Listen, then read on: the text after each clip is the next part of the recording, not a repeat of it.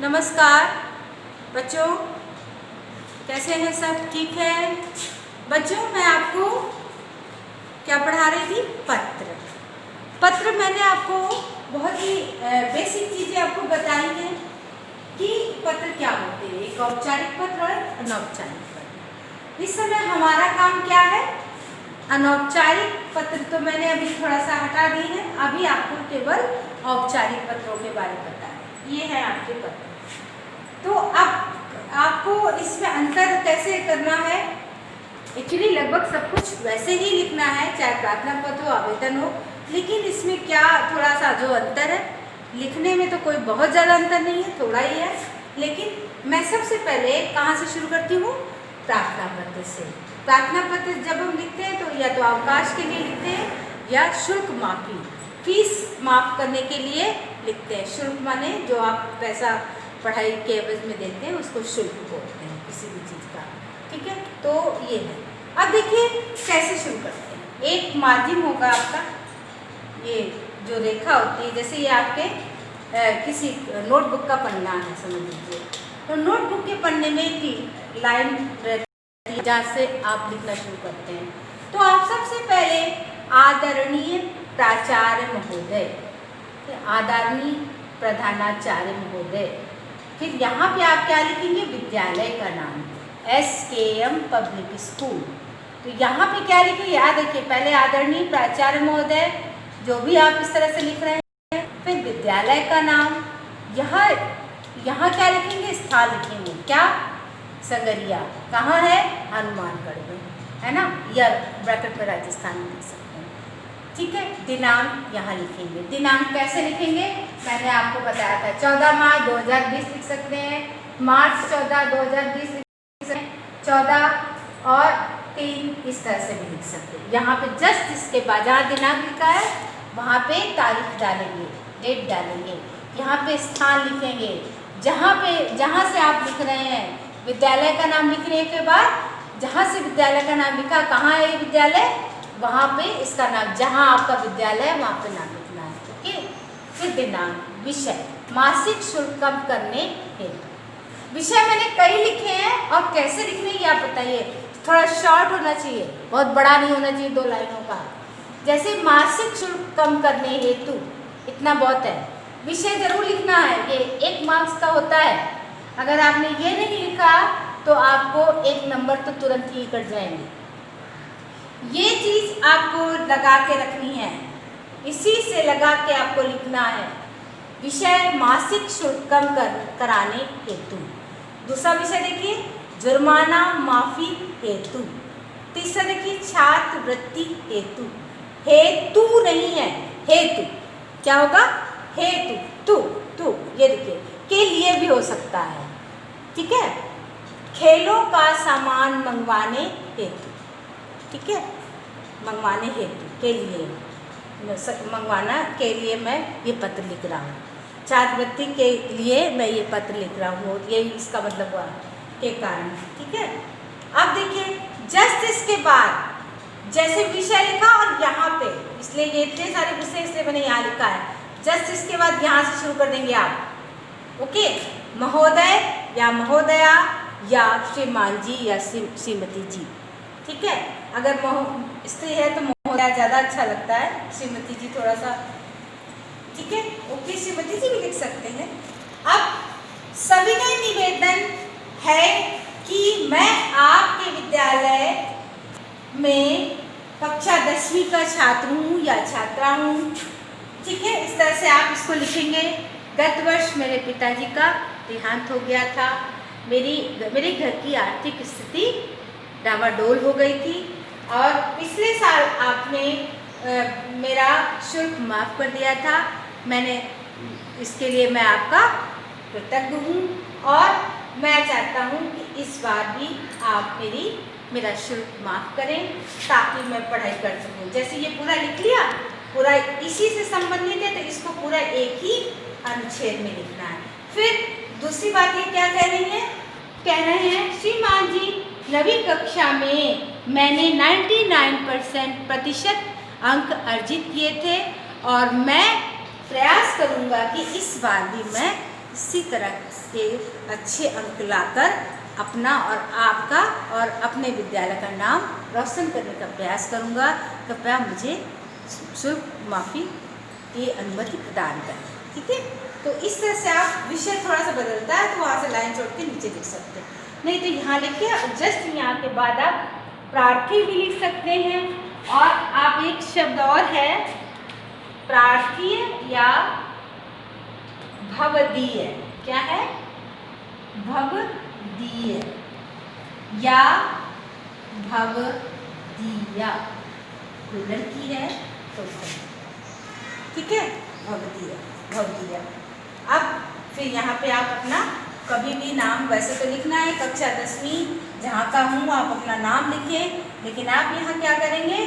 क ख ग लिख के छोड़ देंगे, नाम नहीं लिखेंगे। कृपया ध्यान रखें, यहाँ नाम नहीं लिखना है।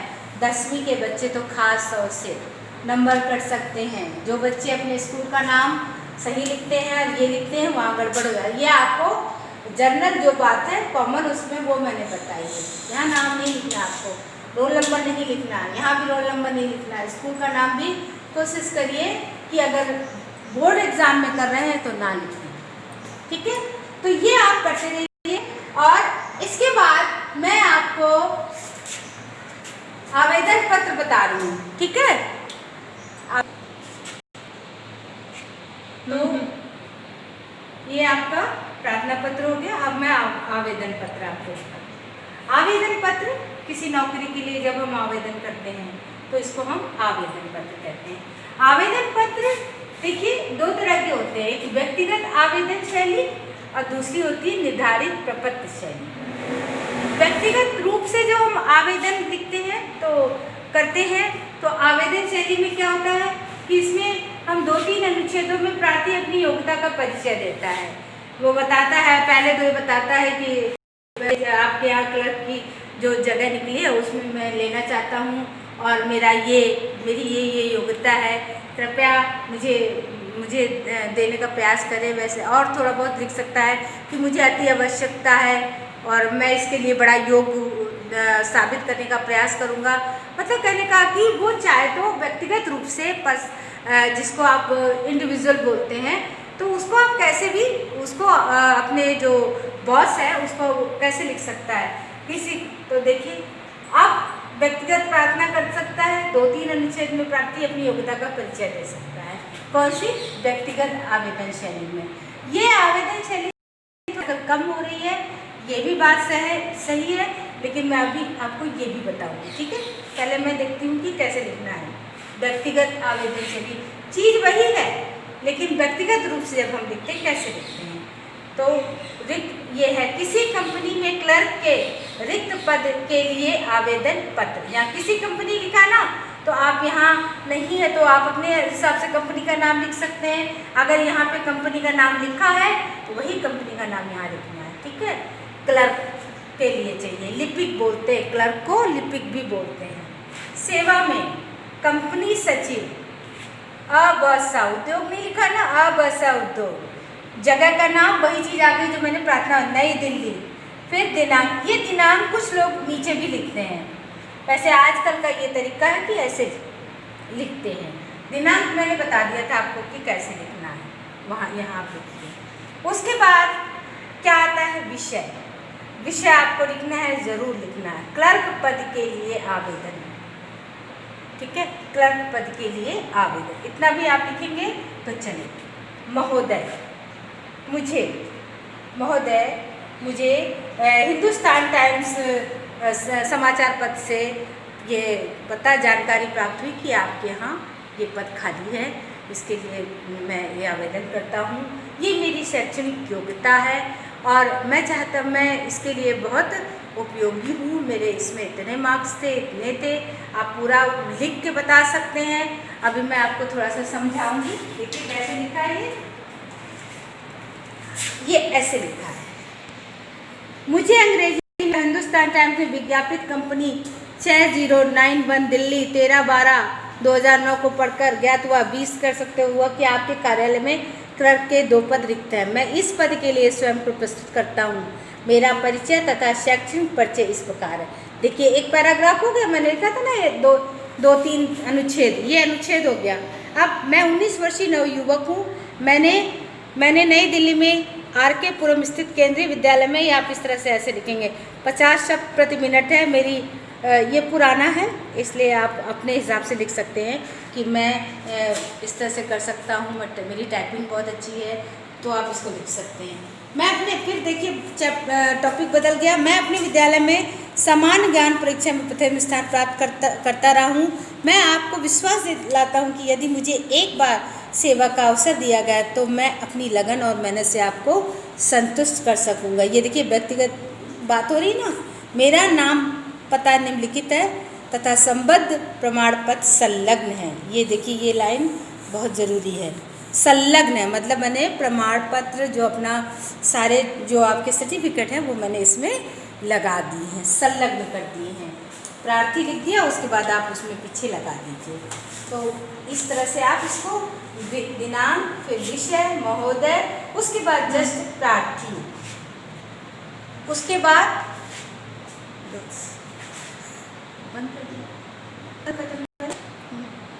उसके बाद प्रार्थी, ठीक है। फिर आप नाम लिखिए अपना और जगह का नाम जहाँ से आपने लिखा है, ओके। तो ये व्यक्तिगत आवेदन शैली। निर्धारित प्रपत्र शैली आपकी आजकल कहते हैं कि ये चल गया है, सीधा आपसे ज़्यादा बात नहीं करते। इस तरह की आप बैंकिंग सेवा भर्ती बोर्ड दिल्ली के सचिव को लिपिक पद के लिए आवेदन पत्र लिखिए, सेम वैसे ही रहेगा। लेकिन अब आपने क्या किया, इसको इस तरह से बाकायदा कंप्यूटराइज करके ये नाम, पिता, तिथि और ये सारा लिख के संलग्न 10वीं का प्रमाण पत्र। ये देखिए, ये तरीका होता है, ये बहुत स्पेशल चीज़ है बच्चों। 12वीं का प्रमाण पत्र, अनुभव प्रमाण पत्र, एक सीक्वेंस से, क्रम से।